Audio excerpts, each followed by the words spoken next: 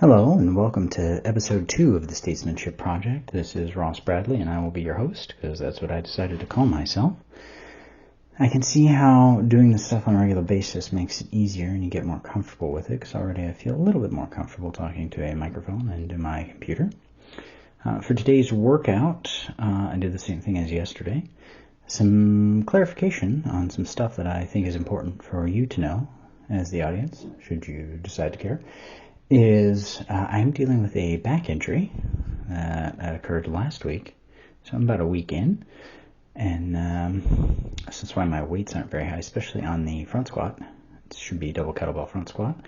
That should be my first exercise, and then the one-arm kettlebell overhead press, that goes pretty smoothly, and then chin-ups, and then I do dips, and then double kettlebell swing is also extremely light, because it is also extremely painful for me to do.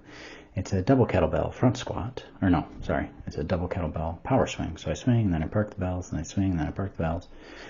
So that is also extremely challenging at the moment.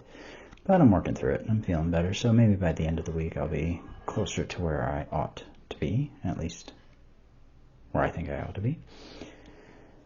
So I wanted to clarify that. I don't really have a lot of time to talk on this one, but those were the key points I thought were important to discuss in this particular video. As we go into further videos, what I'm going to start talking about first is how to evaluate your own strength training protocol so you can determine if it is going to help you gain strength before you spend a lot of time doing it. Again, there's elements that are different for every person, and what I'm going to give you essentially is an equation, and that equation is going to be relative to each person. And so you have to figure out exactly how each one of the variables within that equation applies to you. So a little bit of personal deduction will have to be applied on your end, and hopefully you're okay doing that. As you can tell, I am working out in my basement, and it is very nice because I don't have to worry about anyone else. My wife is here. I don't know if she'll pop up in this video or not, but she's also doing weights. And we really enjoy having our own basement gym, so we took out a decorative wall in the basement and opened up the whole space, and now we have a nice big gym. It's very nice. Eventually, when the weather's nicer, I will be filming exercise sessions outside because being outdoors and exercising is way better than being indoors and exercising, at least in my opinion, for kettlebell type stuff anyway.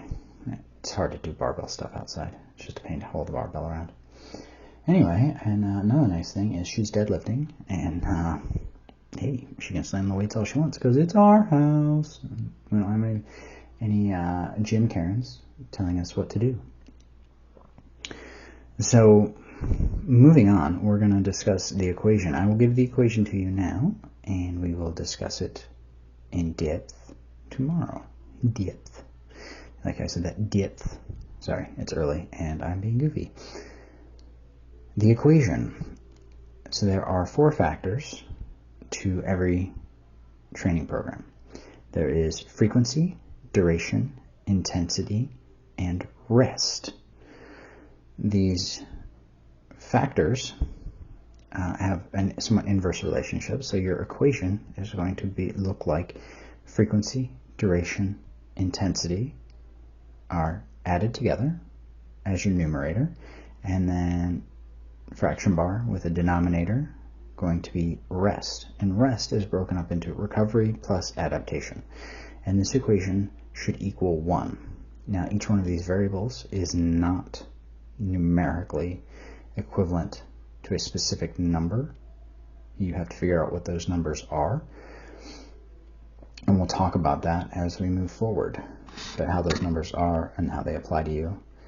And it's all affected by the amount of rest and recovery, because that's when we make progress. We don't make progress lifting weights. Lifting weights breaks the body down. It provides the stimulus. When we rest, when we recover, when we adapt, that's when our body grows and changes. So these are things to keep in mind, and I will break this equation down for you into the subsequent variables in future videos. Thank you for tuning in to episode 2, and until next time, Have a good day.